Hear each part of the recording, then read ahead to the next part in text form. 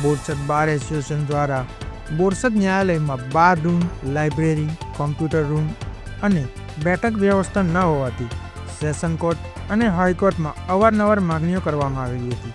તેમ છતાં વકીલોની માગણીઓ નહીં સ્વીકારાતા બાર એસોસિએશન દ્વારા કોર્ટના કામકાજથી સદંતર અળગા રહેવાનો ઠરાવ કર્યો છે.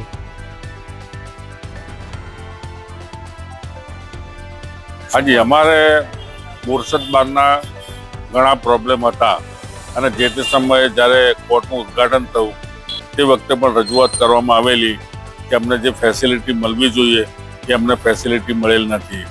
એ અંગે અમે બોરસદ બાર તરફથી સેશન કોર્ટમાં રજૂઆત કરી ચૂક્યા છીએ, હાઈકોર્ટમાં પણ રજૂઆત કરી ચૂક્યા છે.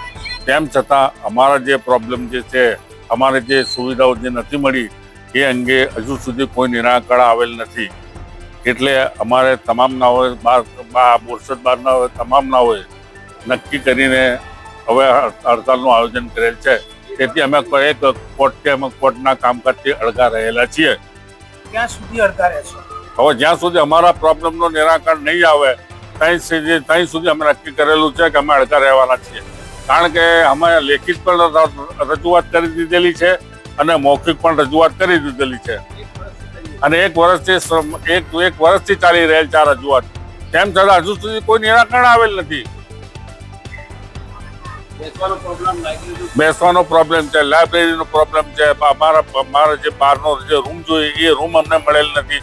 અમારી લાઇબ્રેરી જૂની કોર્ટમાં અમારી લાઇબ્રેરી પડી રહેલ છે, એ લાઇબ્રેરીની કોઈ જગ્યા અમારી પાસે નથી.